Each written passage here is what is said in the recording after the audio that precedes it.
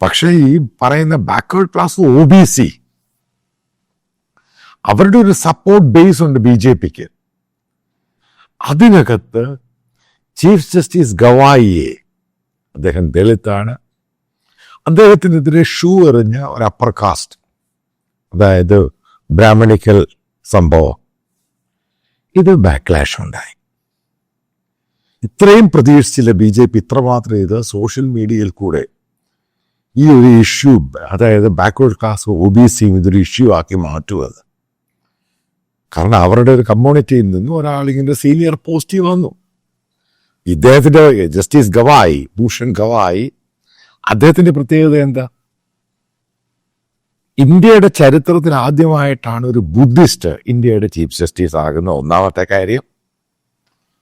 രണ്ടാമത്തെ ഒരു സംഭവം ഇൻട്രസ്റ്റിംഗ്.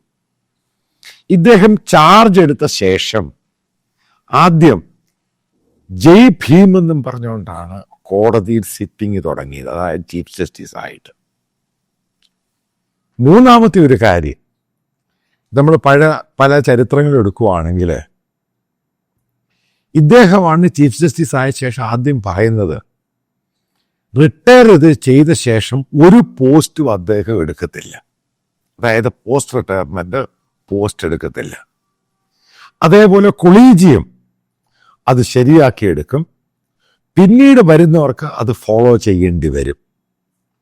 ഇത് ബേസിക്കലി ഈ പറയുന്ന അപ്പർ കാസ്റ്റുള്ള പ്രത്യേകിച്ച് ബ്രാഹ്മിൻസ് അവർക്ക് അടിയാൻ കിട്ടി. അതിൻ്റെ പേരിലാണ് ഈ പറയുന്ന ഖജറാവിലെ വിഷ്ണു ടെമ്പിളിന്റെ ഇഷ്യൂ ഏറ്റെടുത്തുകൊണ്ട് വന്നിട്ട് ഈ പൊട്ടിത്തെറി സുപ്രീം കോടതി ഈ പറയുന്ന രാജേഷ് കിഷോർ എന്ന് പറയുന്നയാള് ഷൂ എറിഞ്ഞതിന്റെ കാര്യം.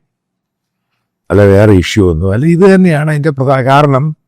സുപ്രീം കോടതിയിൽ ഈ അപ്പർ കാസ്റ്റിന്റെ ഒരു ഭയങ്കര ലോബിങ്, കേസുകളാണെങ്കിലും ജഡ്ജിമാരും ഇന്ത്യയിൽ പലയിടത്തുമുണ്ട്. കാരണം അവർ ഇത്ര വളരെ കുറച്ച് പെർസെൻറ്റേജേ ഉള്ളൂ. ഇപ്പൊ സോഷ്യൽ മീഡിയ നിങ്ങൾ എടുത്ത് നോക്കുക, ഇദ്ദേഹത്തെ ജസ്റ്റിസ് ഗവായി അദ്ദേഹത്തെ കുടുംബത്തെയും ദേഴ്സിനെയും ഈ സനാതനിക്കാർ എല്ലാം ഈ ശർമ്മയും വർമ്മയും ഈ അപ്പർ കാസ്റ്റ് ബ്രാഹ്മിൺസാണ് അറ്റാക്ക് ചെയ്തിരിക്കുന്നത്. കാരണം അവർക്കിത് ഡൈജസ്റ്റ് ചെയ്യാൻ പറ്റത്തില്ല. അതതിൻ്റെ കാര്യം.